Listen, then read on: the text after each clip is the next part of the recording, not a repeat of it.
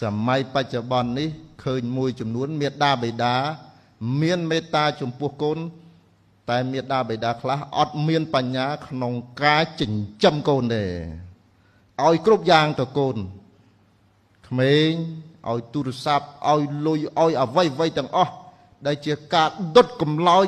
នៅភាពអស្ចារ្យរបស់កុមារ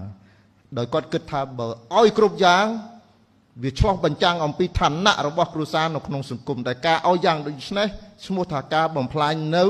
អ្វីគ្រប់យ៉ាងរបស់កុមារនោះនេះឯងគេហៅថាមេត្តាដែលគ្មានបញ្ញាកូនអាយុ3 4 10ហើយអង្វរហូបបាយម៉ែអាត្មាអត់ទេហៅតែមួយម៉ាត់អត់មកអត់បានទេណាធ្លីចុងដូងឡោអ្នកស្រុកស្រែមិនមែនតែម្ដាយអាត្មាទេម្ដាយទាំងអស់សម័យនោះម៉ែឯងម៉ែអាតែប៉ុណ្ណេះនោះចាប់ប្រាំងវាស្រែនោះបើសិនជាមេត្តាចំពោះមនុស្សហើយអត់មានបញ្ញាគ្រោះថ្នាក់ហើយដូចជាករណីរឿងមួយលោកពន្យល់ដូចយើងមានមេត្តាអ្នកខ្លះអាណិតលោកពន្យល់ថាចេះមេត្តាឥតបញ្ញានឹងមានន័យថាម៉េចដូចជាមានបរិសម្នាក់គាត់មានចិត្តល្អគាត់ដើរទៅព្រៃគាត់ឃើញពស់វែកវាអត់ចំណីស៊ីមួយអាទិត្យពីរអាទិត្យហើយវាស្គមឃើញសំណោះសัตว์លើកសัตว์យកមកឲ្យផឹកទៅដោះគោឲ្យស៊ីហើយដេកក្រេជាមួយស្អែកឡើងបរោះនោះរឹងបដ ாய் គេហៅថាមេត្តាអត់បញ្ញាសម័យបច្ចុប្បន្ននេះឃើញមួយចំនួនមេដាបិតាមានមេត្តាចំពោះកូនតែមេដាបិតាខ្លះអត់មានបញ្ញាក្នុងការចិញ្ចឹមកូនទេឲ្យគ្រប់យ៉ាងទៅកូនក្មេងឲ្យទូរស័ព្ទឲ្យលុយឲ្យអ្វីទាំងអស់ដែលជាការដុតកំឡោច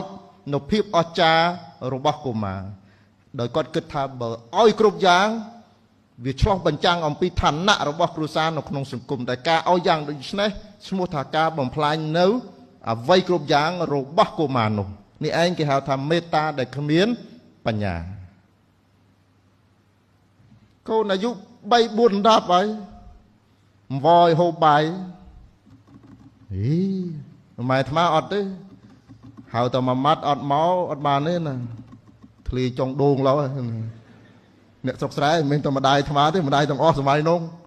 ម៉ែឯងម៉ែអាតែប៉ុណ្ណេះនោះចាប់ប្រាំងវាស្រែនោះអ្នកខ្លះគាត់ទម្រើសកូនពេកអាហ្នឹងគេហៅថាបញ្ញាមេត្តាអត់មានបញ្ញាធនីគារកាណាឌីយ៉ាដៃគូហេរញ្ញវត្ថុជាទីទុកចិត្តរបស់លោកអ្នកស៊ីthamភាសាចិនសារព័ត៌មានភាសាចិនរបស់កម្ពុជាទំនាក់ទំនងផ្សាយ070 66 33 70 069 22 22 69